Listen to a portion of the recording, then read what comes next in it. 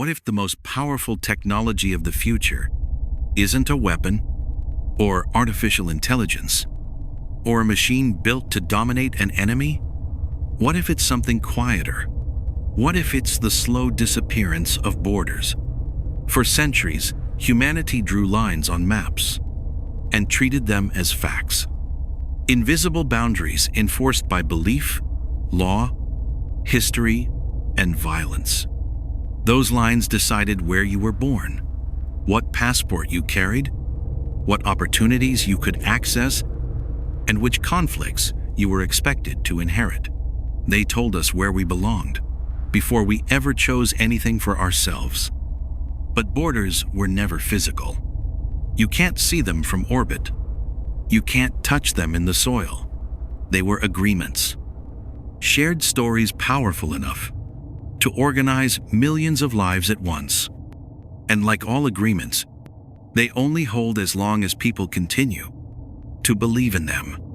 When belief weakens, the lines don't vanish overnight.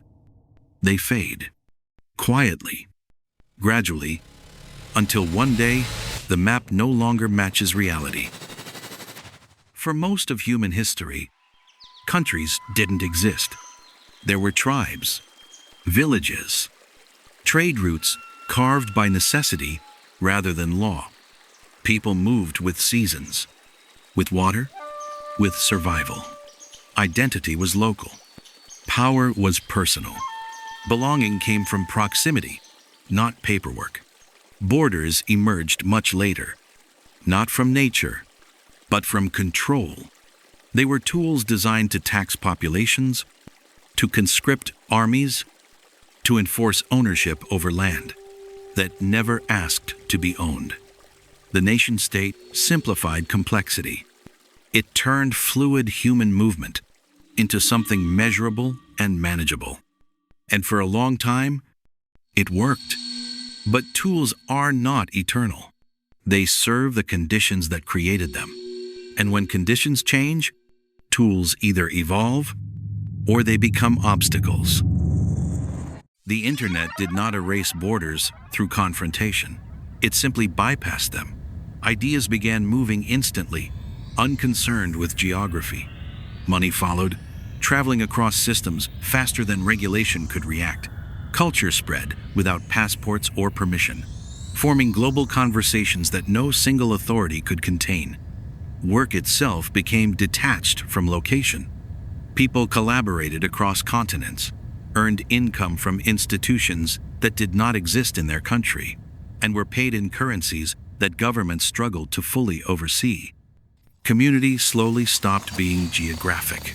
It became digital, then algorithmic. Identity shifted alongside it. People no longer defined themselves primarily by where they were born, but by what they did, what they believed, and what they contributed. Relevance replaced proximity. Connection replaced location. And as daily life became less dependent on physical place, the borders that once structured opportunity began to feel increasingly symbolic. They still existed on maps, but their influence on real life quietly weakened. Remote life accelerated what the internet had already begun. Remote work, remote education, and remote collaboration redefined where value could be created. Millions of people realized they no longer needed to live where they were born in order to survive or succeed. Cities lost their monopoly on opportunity. Offices lost their gravitational pull. Entire industries discovered that productivity no longer required physical presence. When income, identity, and community exist primarily online, borders lose practical authority. Bandwidth cannot be patrolled. Ideas cannot be fenced. Participation cannot be easily restricted by geography alone. Systems built to manage people based on location struggled to adapt to lives no longer anchored to place. Governments found themselves enforcing boundaries that fewer people needed to cross physically. Control mechanisms designed for a slower, grounded world began to fail quietly, not through collapse, but through irrelevance. As traditional structures weakened, new forms of organization began to emerge. These were not nations defined by land, but collectives defined by people. Network states formed around shared values, shared goals, and shared systems rather than territory. Membership was no longer inherited at birth. It was chosen. Participation became voluntary, and governance became modular, transparent, and opt-in. In these systems, loyalty was no longer enforced through borders or force. It had to be earned through performance. If a network failed to provide value, people did not need to protest or revolt. They could leave. This marked a fundamental shift in power dynamics. For the first time in history, large-scale governance faced real competition. Authority no longer assumed permanence. It had to justify itself continuously to retain participation. Traditional governments began to feel the pressure. Tax bases eroded as income became mobile. Talent flowed toward flexible systems rather than national loyalty. Influence leaked beyond borders into global platforms and decentralized networks. Some governments responded with adaptation, experimenting with digital citizenship, e-governance, and borderless public services designed to compete for participation. Others responded with restriction. Surveillance expanded, capital controls tightened, borders hardened. But reinforcing systems designed for an earlier era only exposed their fragility. The more forcefully control was applied, the more people searched for alternatives. The shift was not always visible, but it was persistent. Authority based solely on geography began to weaken as individuals gained more ways to opt out. Citizenship was once permanent, assigned at birth, and rarely questioned. In the emerging world, it began to resemble a subscription. People increasingly evaluated governments the way they evaluated platforms. What services are provided? What costs are imposed? What happens when quality declines? Healthcare, education, security, and opportunity became comparison points rather than inherited guarantees. As switching became easier than staying, authority changed shape. Loyalty shifted from obligation to preference. The question of identity evolved. Instead of asking where they belonged by default, people began asking which systems aligned with their values and treated them best. Citizenship transformed from destiny into choice, and that transformation altered the balance of power between individuals and institutions. This transition did not unfold evenly. The wealthy moved first.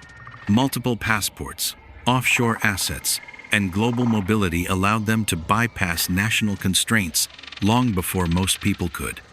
For them, borders already felt optional. Systems could be exited, regulations could be navigated. Geography became a preference rather than a limitation. For everyone else, borders remained rigid. Movement was restricted. Options were limited. A new divide emerged, not between nations, but between those who could leave systems and those who could not. The erosion of borders did not eliminate inequality. It reorganized it. Power increasingly belonged to those with mobility, flexibility, and access to multiple systems at once. Without nations as primary anchors, culture does not disappear. It intensifies. People organize around language, belief, art, and shared purpose rather than flags. Identity becomes layered and fluid. Individuals belong to multiple communities simultaneously, crossing systems without fully committing to any single one. This freedom expands personal expression, but it also removes default meaning. Without national narratives to unify millions, identity becomes a personal responsibility. Culture fragments and recombines continuously. For some, this feels liberating. For others, destabilizing. Belonging is no longer automatic. It must be chosen, maintained, and renegotiated over time. The disappearance of nations does not eliminate conflict. It reshapes it. Wars over territory give way to struggles over infrastructure, data, and narrative control. Power concentrates in platforms, networks, and protocols, rather than armies and borders. The battlefield becomes abstract, distributed, and often invisible. Without clear sides or formal declarations, accountability becomes harder to trace. Conflict shifts from physical occupation to systemic influence. Control is exercised through access, dependency, and information rather than force alone. Violence becomes less visible, but no less consequential. Countries provided stability, shared stories, and collective memory. They also created exclusion, conflict, and inherited division. A borderless future offers flexibility, mobility, and choice, but it demands greater responsibility from individuals. Without nations to define identity by default, people must actively decide who they are and what they stand for. Freedom increases, but so does uncertainty. Security becomes conditional. Belonging becomes intentional. The loss of fixed structure creates space for reinvention, but it also removes familiar anchors. Progress carries both liberation and risk. The future may not abolish countries suddenly, but it may gradually render them less relevant. As borders fade, systems replace states, and identity detaches from land. The defining question shifts. Humanity no longer asks where someone is from, but what they stand for. Civilization does not collapse in this transition. It branches, diverges, and evolves into parallel paths.